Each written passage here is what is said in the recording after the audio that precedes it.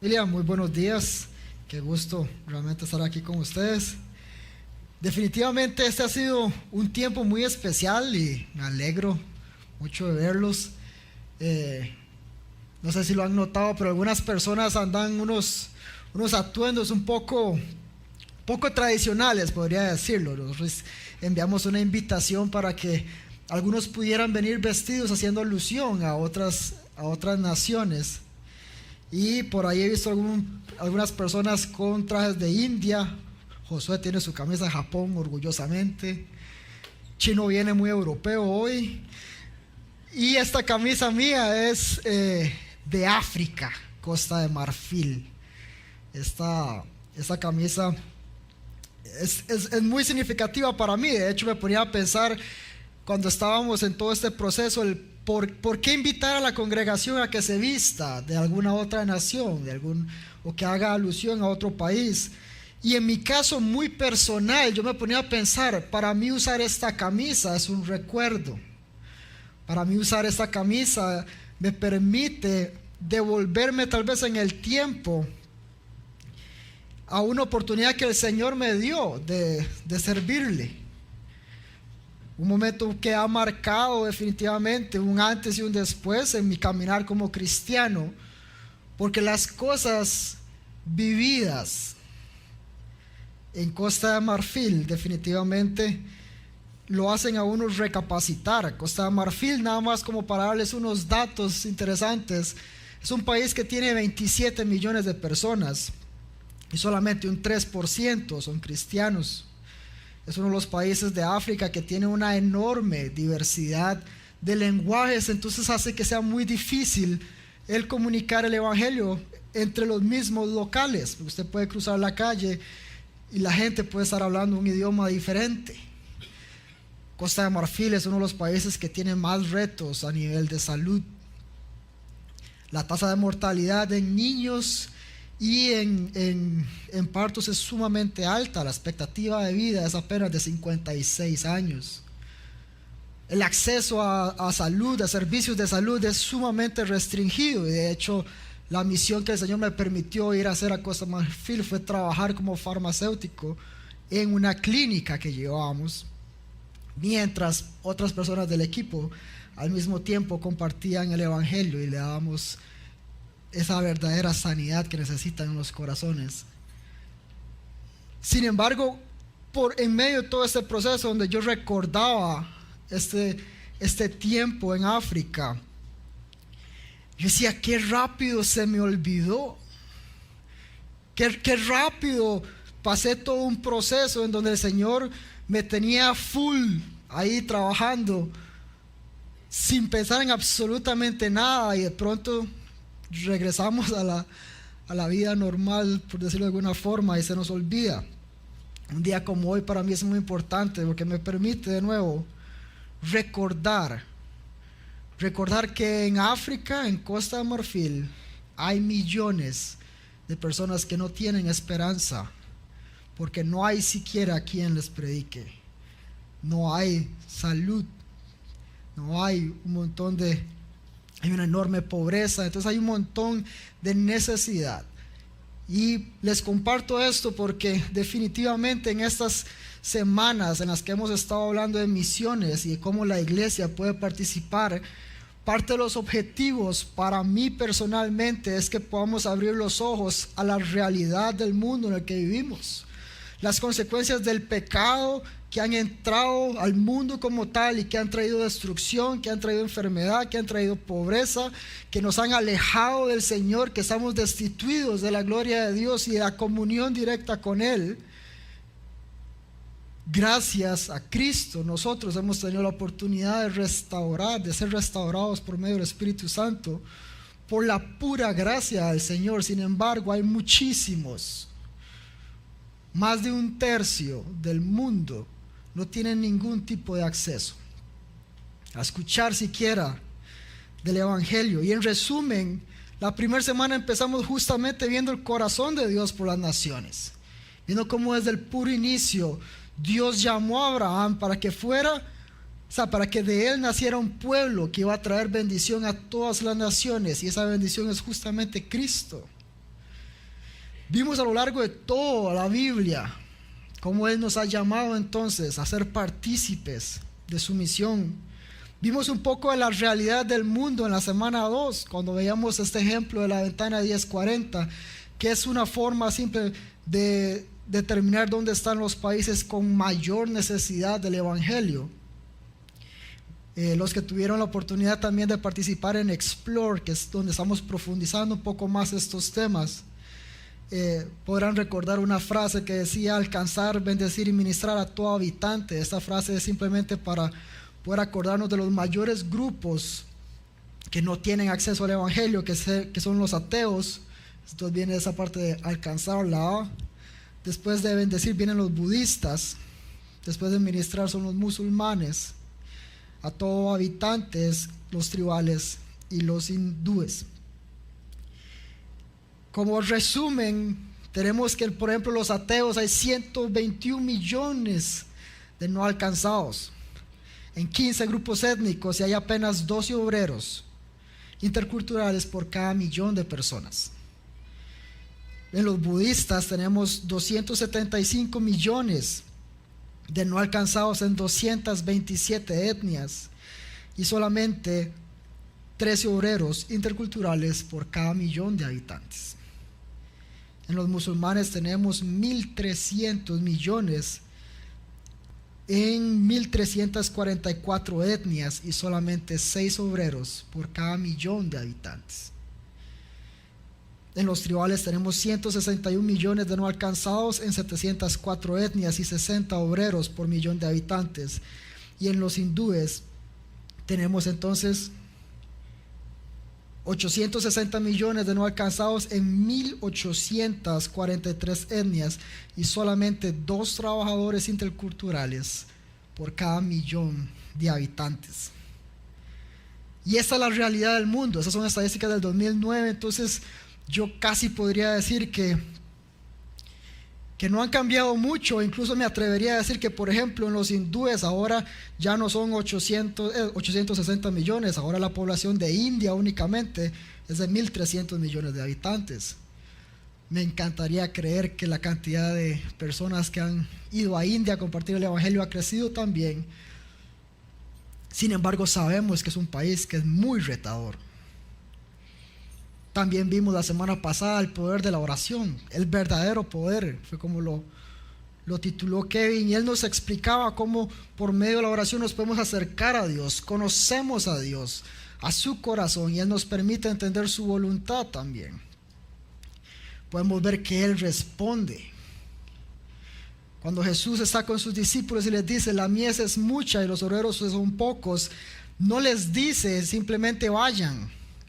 Lo primero que es sumamente interesante que les dice es: díganle al Señor de la cosecha, pídanle, ruéguenle al Señor de la cosecha que envíe obreros al campo. Ese es el poder de la oración. El Señor de la cosecha está con oídos así, listos, atentos a la oración de su pueblo, para actuar también a través de su iglesia, que es el método que Él ha escogido justamente para extender su reino y para llevar las buenas nuevas a todo el mundo. La oración entonces es una forma, definitivamente una forma importantísima en donde podemos participar de la misión. Y estas semanas vamos a continuar viendo otras formas, y hoy justamente nos vamos a enfocar en la obra de Dios, enviar como una de las formas también en las que podemos participar de la misión de Dios, de ese plan de restauración del mundo a través del Evangelio. ¿Qué les parece si oramos? Padre, gracias por esta mañana, porque definitivamente has estado hablando a nuestros corazones. Nos has permitido, Señor, conocer más tu corazón también, ese amor y ese anhelo de traer restauración, de traer sanidad a todas las naciones, de que seas conocido en todo el mundo, Señor, y que todos podamos adorarte al único y verdadero Dios. Señor, gracias porque te hemos conocido y porque por tu gracia hemos sido salvos. Y hoy te pedimos que prepares nuestros corazones para abrir una vez más tu palabra, conocerte cada vez más y que podamos poner en práctica lo que tienes hoy para nosotros. Señor, permite que hoy sea un instrumento para comunicar lo que tienes para tu pueblo. Oramos en el nombre de Cristo Jesús. Amén. Entonces, hablamos de la oración y hablamos hoy del rol de enviar. Las estadísticas que les estaba comentando, todos estos números en donde vemos nada más 2, 3, 6, 15 personas por millón de habitantes, nos dan una sensación de urgencia, y definitivamente tiene que darnos esta sensación de urgencia. La gente está muriendo sin conocer al Señor, sin siquiera tener la posibilidad de conocer al Señor. Entonces podríamos sentir como que debemos todos montarnos en un avión ya mismo y salir a Medio Oriente, a África, a Asia. Pero la realidad es que no se puede. La realidad es que el Señor nos ha encomendado tareas específicas a cada uno, y nos ha dado talentos a cada uno, y nos ha llamado a diferentes poblaciones inclusive. El Señor dijo que su Espíritu Santo va a estar con nosotros para darnos poder y ser sus testigos en todo el mundo. Él no dijo solamente una región u otra, Él dijo en todas. Y cuando el Señor envía a sus discípulos a ser discípulos a todas las naciones, lo que Él dice es: mientras van, hagan discípulos donde sea que están. Si están aquí, hagan discípulos aquí. Si vamos a estar en Santana, si vamos a ir a San José, o si vamos a ir a Guanacaste, hagamos discípulos ahí. Si vamos a ir al otro lado del mundo, también. La misión del Señor no es exclusiva de una región, y eso lo vemos muy claramente también en la Biblia. De hecho, es interesante porque la necesidad ha estado siempre. Si lo vemos en la fundación de la iglesia solo estaba en Jerusalén.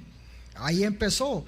Todo tenía que ser por medio de misiones, por medio de misiones transculturales como tal. Y de esa forma la iglesia se extendió en todo lo que era el Imperio Romano en los primeros 300 años después de Cristo. Y al final de cuentas podemos ver todo el proceso hasta el día de hoy, donde hoy en Costa Rica, no sé cuántos kilómetros desde Jerusalén, estamos hoy estudiando a Cristo mismo, Dios, quien vino y se hizo hombre para el rescate de las naciones. Y sabemos que es importantísimo el ir y el comunicar el Evangelio, porque la Biblia misma lo dice. ¿Cómo van a creer si no han escuchado? Dice Romanos 10, 14 y 15 claramente: ¿cómo pues invocarán a aquel en quien no han creído? ¿Y cómo creerán en aquel de quien no han oído? ¿Y cómo oirán sin quien les predique? ¿Cómo predicarán si no son enviados? Tal como está escrito: cuán hermosos son los pies de los que anuncian el Evangelio. Si tomamos todos los ejemplos, es más, hagamos el ejemplo un poco más claro, porque a veces por porcentajes no nos salen las cuentas. Yo soy muy visual, yo necesito ver números exactos. Y si tomamos el ejemplo de los hindúes, en donde hablábamos que solo hay 2 cristianos por millón de habitantes, y suponemos que todos los cristianos que están en la región empiezan a compartir el Evangelio intensamente, 10 personas al día, o sea, trabajo así intenso, eso les tomaría 137 años para alcanzar a la población. Es imposible. Y este ejemplo no está tomando en cuenta que en India hay 122 idiomas oficiales. Entonces usted en serio puede cruzar la calle y no poder hablar con la persona al frente, porque de hecho, aparte de los oficiales, hay 780 idiomas en total. Hay grupos que solo hablan un idioma y son 3,000 personas del grupo total. Y esos son los retos que enfrentarían estos 2 cristianos por millón de habitantes para lograr que gente de toda lengua, tribu y nación escuche finalmente el Evangelio de Cristo. Este ejemplo tampoco está tomando en cuenta las diferencias geográficas, las represiones sociales, los conflictos políticos, las guerras, las leyes en contra de compartir el evangelio, la represión en contra de los cristianos de las iglesias. Si vemos actualmente en marzo, Manipur estalló en revueltas entre los hindúes extremistas y un grupo de cristianos que había en la ciudad. Más de 200 iglesias fueron quemadas en Manipur y más de 7,000 personas fueron desplazadas de sus hogares. Esa es la realidad del mundo en el que vivimos, y eso es lo complicado del tema de las misiones. Al final de cuentas, el Señor nos ha llamado a enviar personas, pero tenemos claro que no todos podemos ir. Toda esa información entonces de nuevo nos da este sentido de urgencia, pero me encantaría que veamos qué hizo la iglesia en ese momento. Podemos ver, por ejemplo, Hechos 13, del 1 al 3, y es la iglesia de Antioquía. Dice que en esta iglesia habían profetas y maestros: Bernabé, Simón llamado Níger, Lucio de Cirene, Manaén, que se había criado con Herodes el tetrarca, y Saulo. Mientras ministraban al Señor y ayunaban, el Espíritu Santo les dijo: aparten a Bernabé y a Saulo para la obra que los he enviado. Entonces, después de ayunar y haber impuesto las manos sobre ellos, los enviaron. Entonces aquí me gustaría ver varias cosas que son bien interesantes. De nuevo, estamos al puro inicio, la fundación de la iglesia, con Pablo, Bernabé y toda esta gente en la iglesia de Antioquía. El Señor ya les había dicho que el Espíritu Santo justamente iba a ser para que pudieran ser testigos a todo lado. Muchos de ellos tuvieron que irse por las diferentes persecuciones que hubo, y está esta iglesia que fue fundada justamente en ese proceso. Y dice que había 5 personas en un rol de liderazgo, podríamos decir, y 2 en particular fueron seleccionados por medio del Espíritu Santo para ir. Entonces, de nuevo, el Señor no le dijo a los 5: váyanse todos porque aquí ya no hay más trabajo que hacer, así que van para otro lugar. No, esa no es la realidad de la iglesia, y esa no es la intención de la iglesia. El Espíritu Santo lo que nos guía es que hay que seleccionar personas para ir. El Espíritu Santo está activamente trabajando en los corazones, y estoy seguro que más de uno aquí puede estar sintiendo una inquietud. Ojalá sea más de uno. Me encantaría que a futuro podamos ver gente saliendo de Semilla a otros países, regiones no alcanzadas, para seguir compartiendo el evangelio. Pero esa es la primera parte. Estamos con un liderazgo que está reunido, que está orando, que está participando de la comunión, que están ayunando y orando, y el Espíritu Santo en medio de este proceso es que selecciona a Pablo y a Bernabé para ir a otras iglesias. El Espíritu Santo guió a la iglesia para hacer esto, y además vemos que la iglesia bendijo a Pablo y a Bernabé antes de enviarlos. Eso es bien interesante, porque entonces nos habla de un rol fundamental de la iglesia como aquella que envía a los misioneros. Si alguno ha querido irse en algún momento en misiones, siempre las organizaciones y las agencias te van a decir: ok, ¿a cuál iglesia pertenece usted? Tiene que pertenecer a una iglesia, porque la iglesia es el cuerpo de Cristo, y todos juntos es que funcionamos como un solo cuerpo en donde vamos y alcanzamos las metas, porque las misiones de forma individual son imposibles, completamente imposibles. Ya les mencionaba este caso de India, y nosotros que no hablamos apenas inglés, ¿cómo vamos a hacer en India? Me acuerdo que en algún momento tuve la oportunidad también de ir a India, y era un reto enorme el idioma, y esa confianza que hay que tener en el Espíritu Santo de que el traductor está entendiendo lo que yo estoy diciendo, porque estaba hablando en mi segundo idioma y él también, y estaba compartiendo en otro que no era el idioma oficial, sino que era Telugu, que es otro idioma de la región, y habían otros que estaban ahí que el Telugu no era su idioma principal, y era un caos el poder compartir. Y ahí es donde uno dice: Señor, en serio, que tu Espíritu Santo nos permita comunicarnos. Esa es parte de los retos que tenemos. Pero el Espíritu Santo nos envía, nos guía, nos prepara y confiamos que Él es quien está trabajando en la obra. Pero Él escogió claramente a la iglesia para tener este rol principal en el enviar a los obreros al campo. Entonces oramos al Señor para que envíe, pero al final de cuentas el Señor de donde va a enviar es de su iglesia. Su iglesia es su cuerpo, su iglesia es el instrumento, los representantes de Cristo en la tierra, que hemos sido llamados a anunciar las verdades del Evangelio, de cómo Él nos sacó de las tinieblas y nos ha llevado a su luz admirable en toda la tierra. Sin embargo, es bien interesante porque ese rol protagónico que tiene la iglesia no termina ahí. Si vemos a Pablo, es importantísimo y es bien interesante cómo él nunca buscó ser una carga económica para las iglesias. Él lo dijo en Tesalonicenses, donde él estuvo trabajando inclusive. Él tenía una labor de hacer tiendas.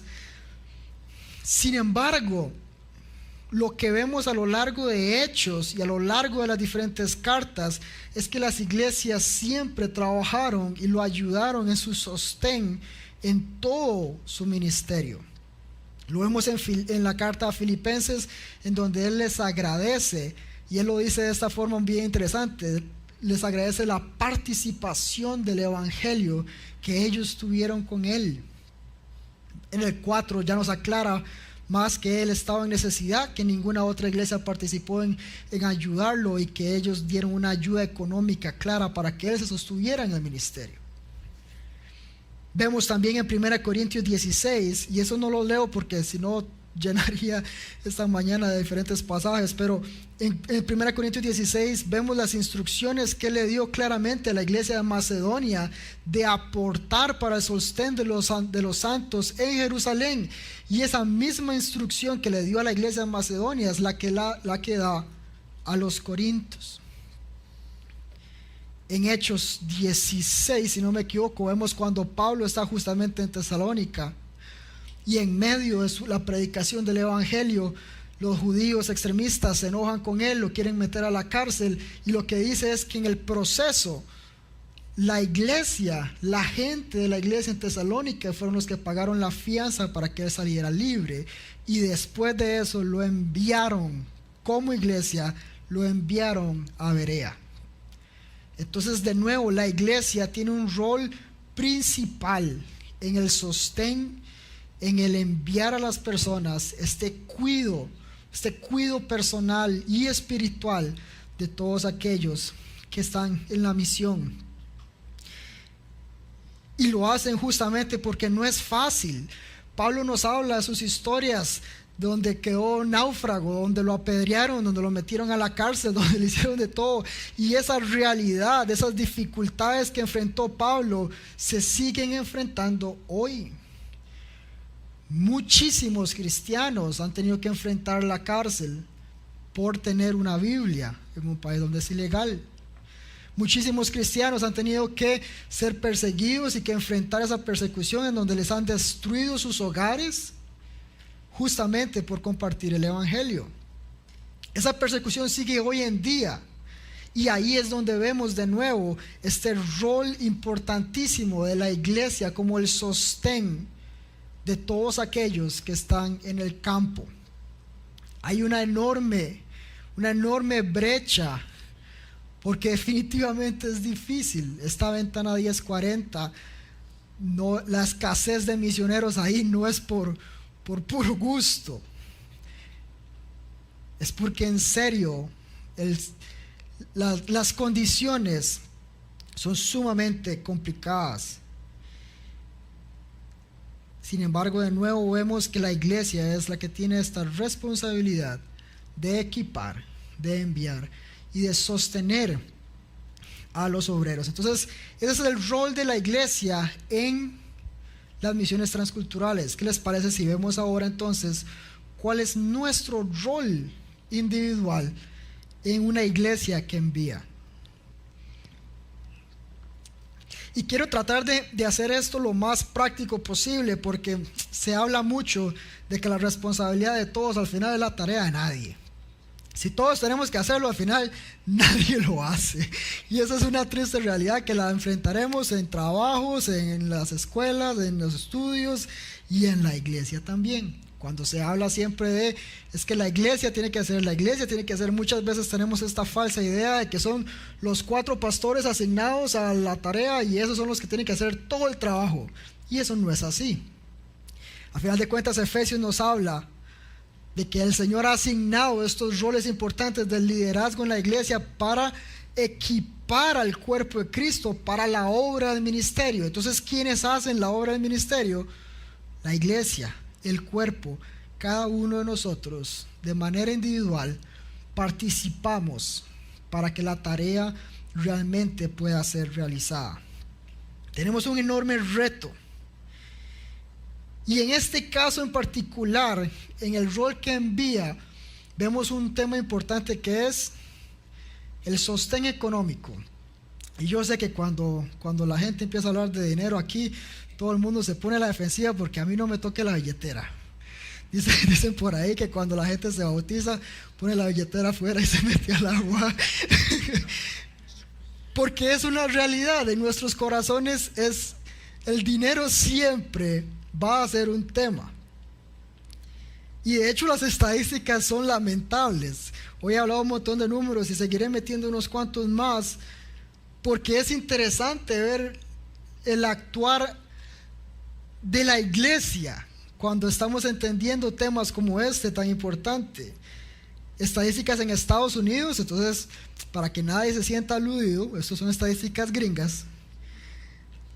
Dice que los cristianos en general dan apenas un 6%, y esto ha ido variando en el tiempo, entre un 3 y un 6%, pero seamos positivos y digamos que la iglesia, el cuerpo de Cristo, los creyentes están dando un 6% de sus ingresos totales a causas cristianas, y esto incluye cualquier tipo de organización cristiana, ya sean no gubernamentales o de ayuda o iglesias ya como tal.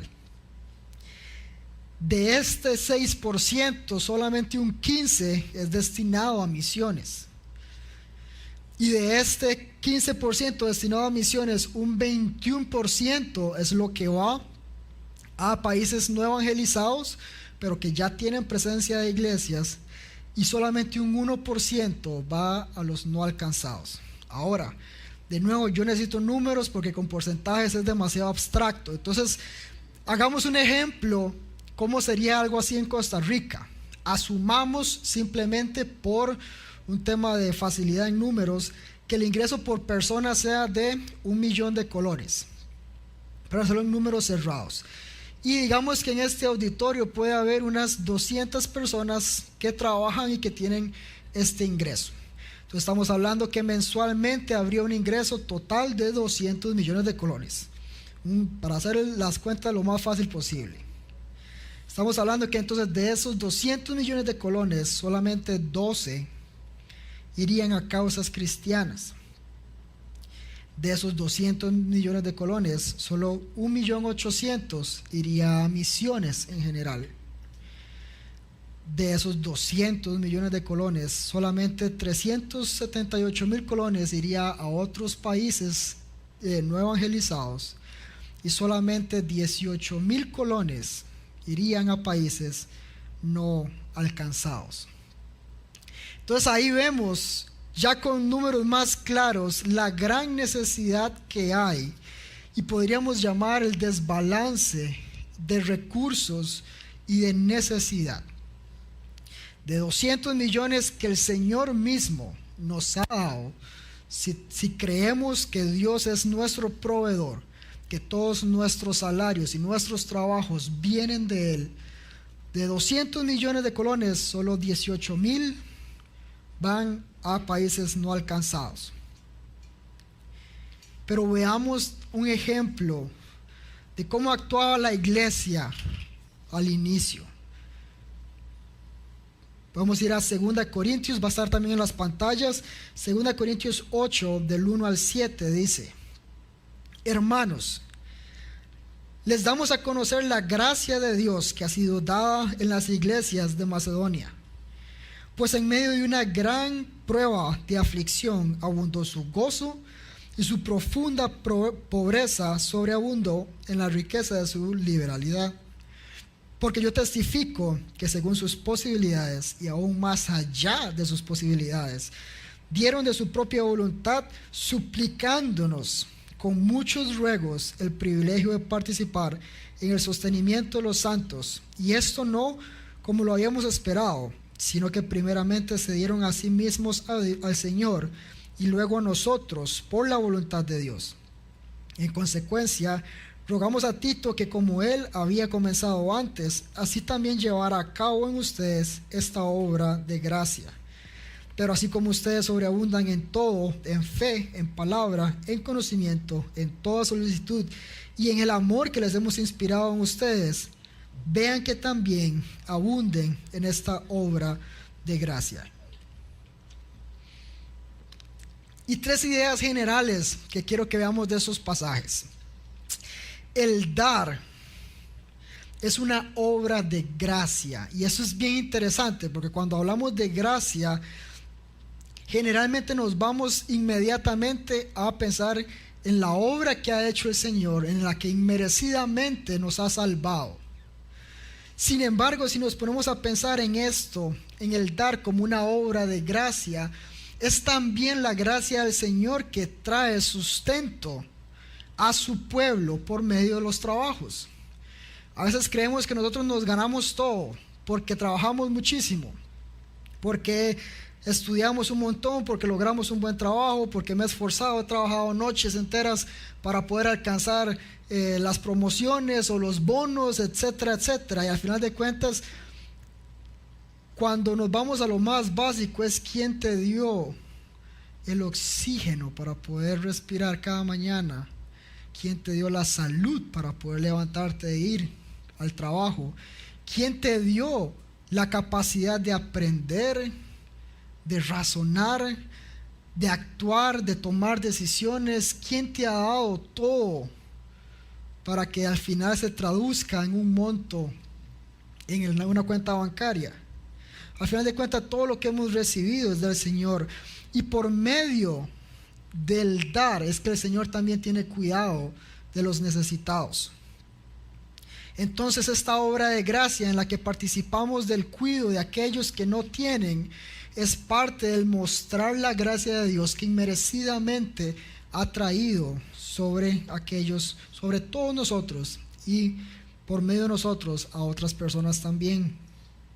Es interesante cuando vemos las leyes en el Antiguo Testamento, y cuando Dios establece que el diezmo, que las primicias y todos estos temas que son a veces más complejos de lo que nos gustaría. A mí lo que me llama la atención es ver cómo Dios siempre tenía un corazón por el necesitado. Más allá que un monto, más allá que un porcentaje, más allá que cualquier cosa, el corazón de Dios siempre estaba en que nosotros pudiéramos entender que todo le pertenece a Él, y que en nuestro corazón la generosidad debe brotar al necesitado. Entonces, en Deuteronomio, en el 26, 27, vemos parte de estas leyes, pero me llama mucho la atención que hay un diezmo específico que debe ser dado a los levitas, a las viudas, a los huérfanos y a los extranjeros. Entonces, el principio ahí, más que buscar cumplir una ley, el principio es que el Señor espera de su pueblo que tenga cuidado de aquellos que están en necesidad, de aquellos que sirven que le sirven a Él directamente. Acordemos que los levitas no tenían tierras, eran los que servían en el templo a tiempo completo. Entonces ellos no tenían una parte de herencia, por decirlo de alguna forma, o así es como lo describe la Biblia, sino que el pueblo era quien sostenía a todos ellos. Entonces es un principio de ser como Dios y de participar en esta generosidad de Dios mismo para todos aquellos necesitados. Este proceso que les contaba de Costa de Marfil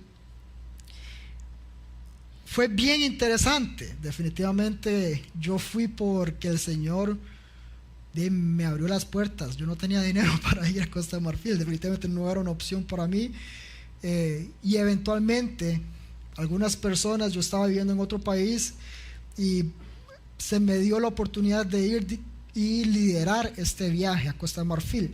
Sin embargo, este viaje se realizaba porque había una doctora que nunca la voy a olvidar, la doctora Cherise Tooley, que ella trabajaba tiempo completo en emergencias en uno de los hospitales y además era catedrática en una de las universidades.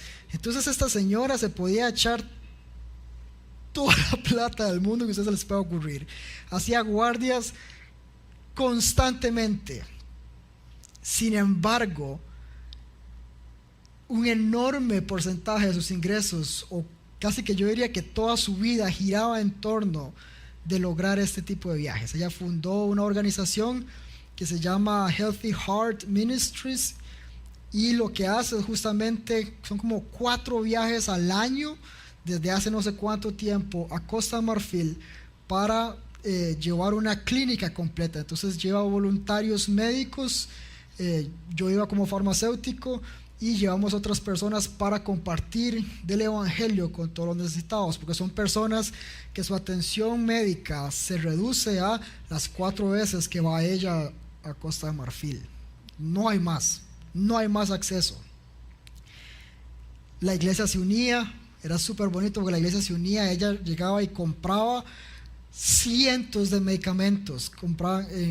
Hay organizaciones que hacen medicamentos justamente para misiones, pero vienen en tarros como de 1000 o más, o sea, son tarros grandísimos, y entonces hay que empezar por contar y sacar las dosis, cuánto necesita cada persona. Si es para hipertensión, que sacar los 30 días del tratamiento, que si es para las diferentes situaciones que estén viviendo. Entonces la iglesia se reunía a agarrar estos tarros, contar los medicamentos, ponerlos todos en bolsitas, y después todo el equipo llevaba cientos de medicamentos en maletas. Cuando llegamos, las filas de personas buscando atención médica eran,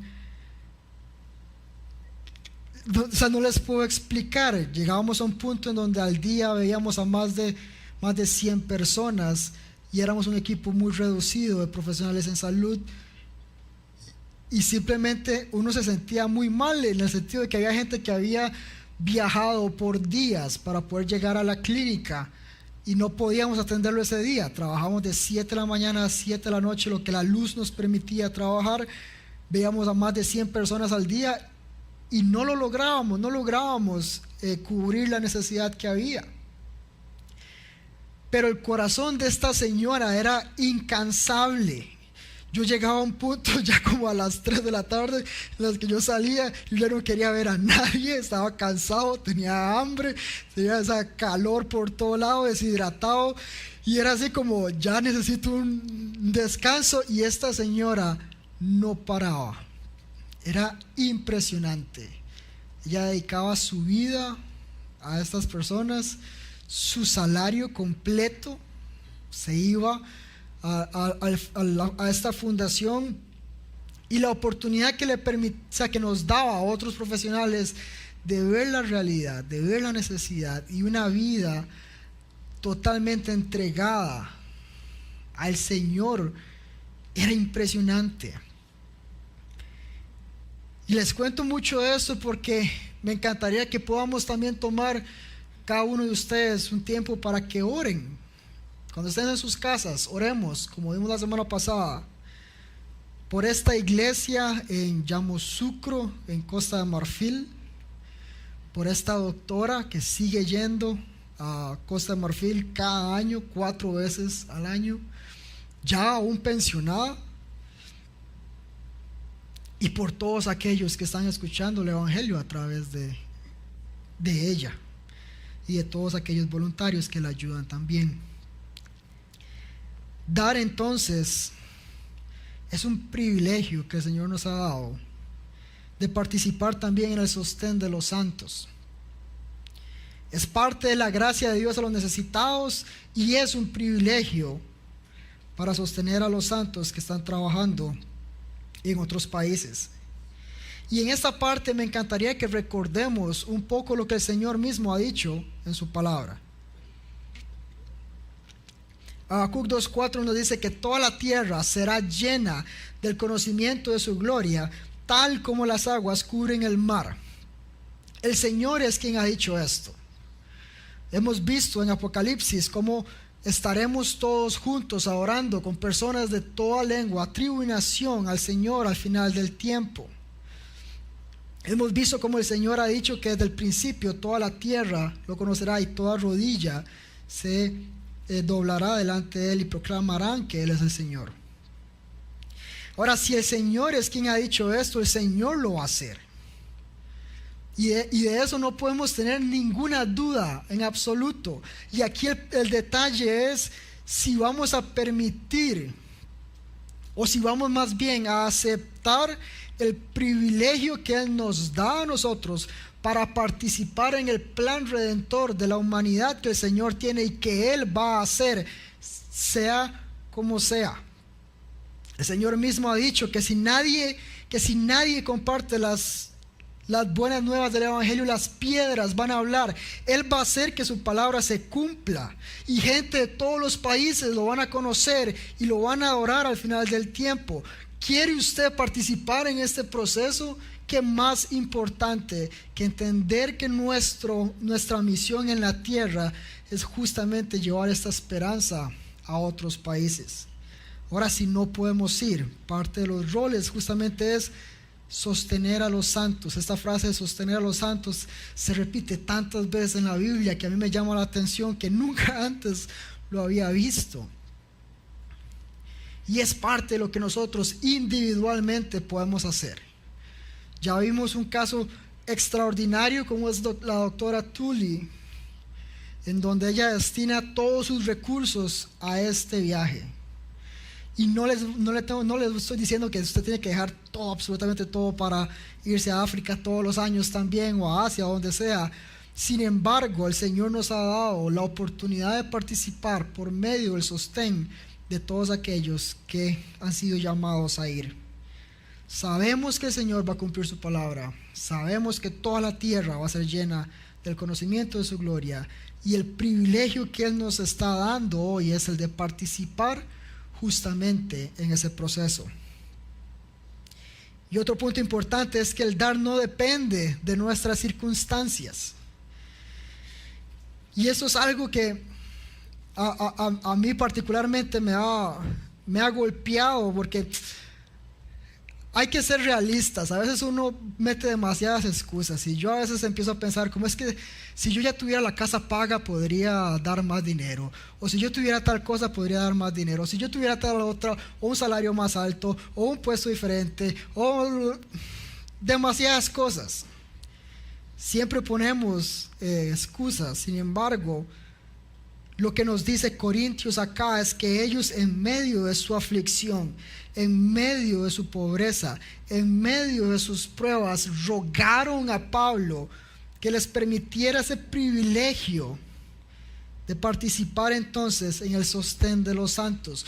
Nuestro dar, nuestra generosidad no puede depender de nuestras circunstancias. De hecho, regresándome de nuevo a Deuteronomio, cuando el Señor establece las primicias, yo sé que 1000 cosas se han hablado de las primicias, pero para mí es importantísimo este principio que el Señor nos enseña en su palabra, de que lo primero, de lo que recibimos de Él, lo primero que hacemos es dar. ¿Y por qué lo digo que es muy interesante? Pensemos en justamente el pueblo de Israel en ese tiempo, no sé cuántos cientos de años antes de Cristo, en donde posiblemente se dedicaban a la agricultura, a la ganadería. De hecho, el principio de las primicias está muy enfocado a los primeros frutos de la tierra. Y es interesantísimo porque me imagino que aquí, como yo, nadie sabe mucho de agricultura. Posiblemente no tengamos tanta práctica en esas labores. Sin embargo, un día de esos hablaba con un miembro de esta iglesia, y él tiene como una finca de café. Y él me decía, es que la agricultura es lo más ingrato que hay en el mundo. Y yo decía, ¿cómo? ¿Por qué? ¿Qué pasa? Y él me decía, es que usted no sabe qué va a pasar con los frutos. Usted hoy puede tener todas las plantas perfectas, todas las condiciones perfectas, y mañana puede caer un temporal que echa todo a perder.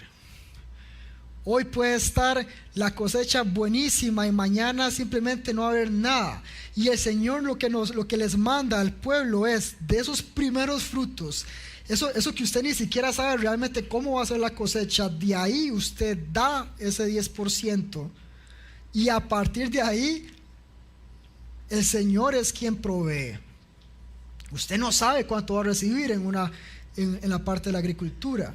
Y el principio es justamente eso. Cuando aprendemos a que no depende de lo que me sobra, sino de lo que ya el Señor ha puesto en nuestros corazones y lo que Él ha provisto para nosotros, de ahí damos, y el Señor va a proveer para lo demás.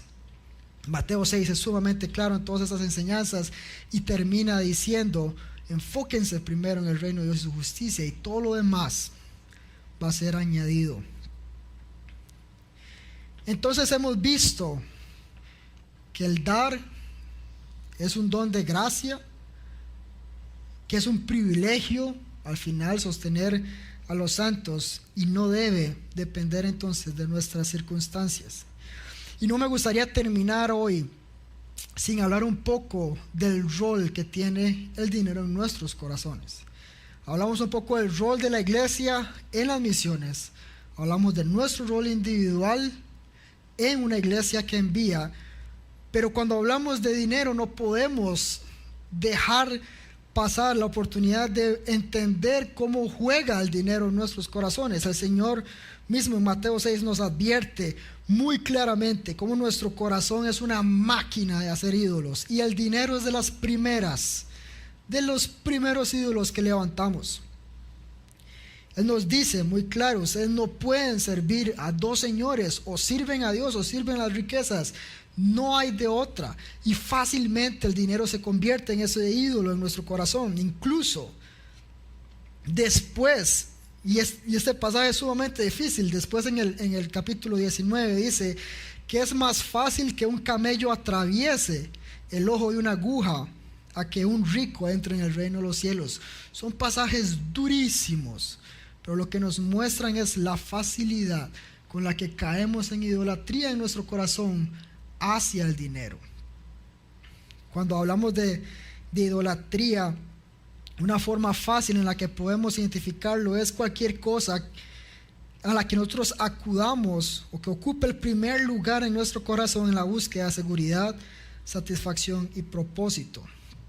Si el dinero, si nuestra vida está hecha para generar dinero, o si mi cuenta bancaria es la que me da esta seguridad sobre las circunstancias, o si todo lo que yo hago es trabajar para que por medio del dinero yo adquiera satisfacción, ahí definitivamente tenemos que analizar cómo está nuestro corazón en relación con el dinero.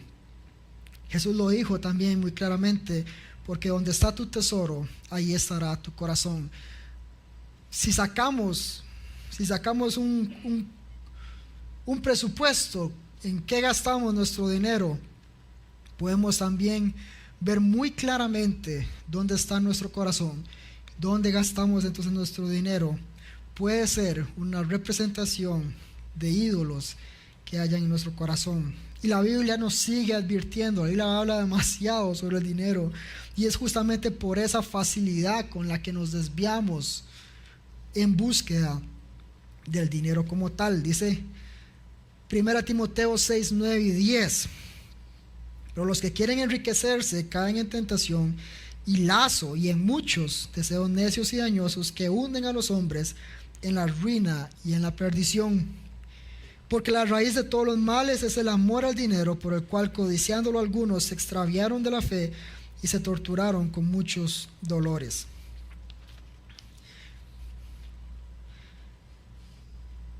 En resumen, el dinero es fácilmente se convierte en un ídolo, y tenemos que tener demasiado cuidado de que una bendición, esta gracia de Dios que trae a nuestras vidas, este regalo del Señor, no se convierta entonces en un ídolo. Y la forma en la que podemos derribar justamente este ídolo es regresándonos al punto 2, y es la generosidad. En el momento en el que yo realmente ponga siempre mis necesidades antes de dar, ahí es donde yo tengo que identificar que hay algo en mi corazón que debe ser analizado y que debe ser transformado.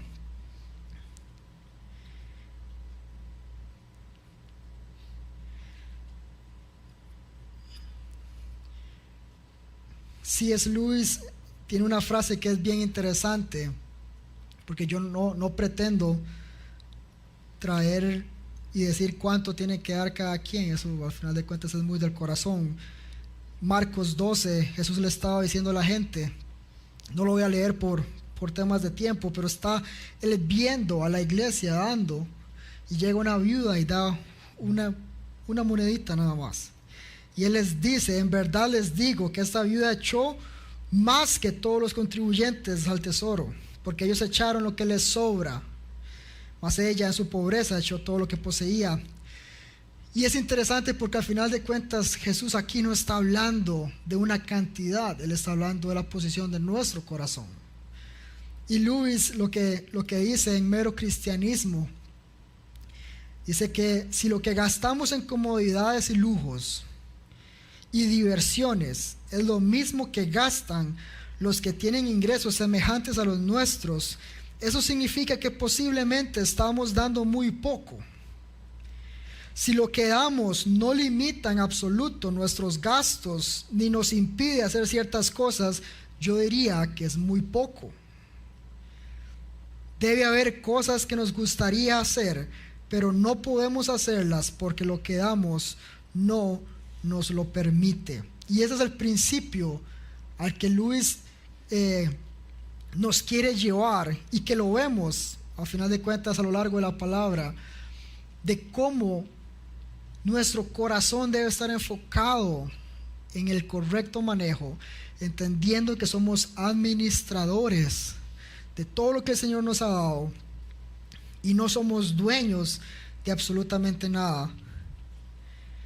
Este principio creo que nos puede ayudar muchísimo a que vivamos una vida cristiana de servicio, de participación en el reino de Dios, de sostén a los santos, de ayuda al necesitado, una vida de generosidad.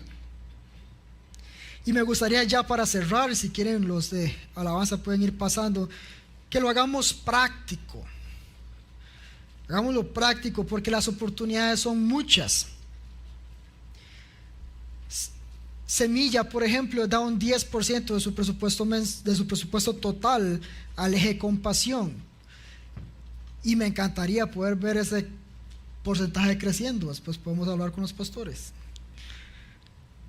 Cada último jueves del mes vamos a calles, y hemos tenido gente aquí muy generosa que incluso se ha acercado a decirnos, yo quiero aportar para que podamos ir más de una vez por semana. Yo quiero aportar en todo este proceso. Este fin de año vamos a ir entonces a Colorado y a Bangares. Tenemos un reto altísimo, 400 y más regalos para poder llevar esta gracia a estos niños que están en condiciones de necesidad. Esta población, esta iglesia que está trabajando fuertísimo en esta comunidad. Las historias de esta iglesia son súper interesantes, como ellos realmente se han metido a compartir el evangelio en Colorado y en ayudar a su comunidad. Semilla, nos estamos uniendo todos para participar en lo que el Señor está haciendo ahí. El próximo fin de semana vamos a tener un almuerzo, y aquí es una invitación directa. Quédese después de la celebración y almuerce con nosotros, Vamos a tener choripanes, arroz con pollo y otros platos. Hay semillas en casa que se están uniendo entre ellos para poder donar alimentos y poder venderlos, y que todo lo que se recoja sea para el viaje a Malasia del próximo año. Tenemos gente que está actuando fuerte para participar, y les pedimos que se una usted también.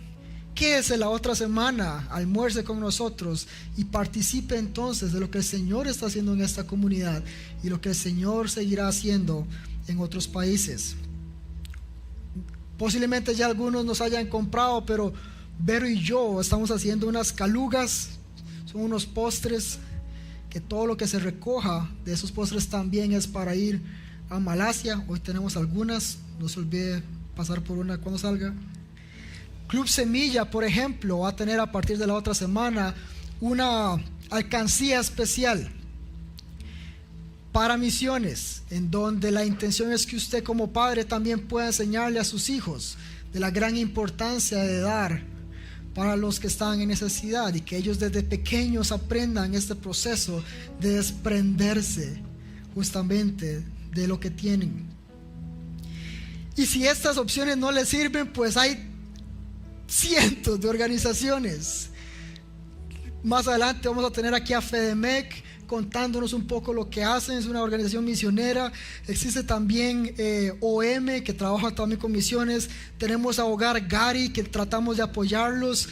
Tenemos a Face of Justice. Podemos hablar de Global Christian Relief, Simple Mobilizing, que nos dan los cursos que hemos estado dando.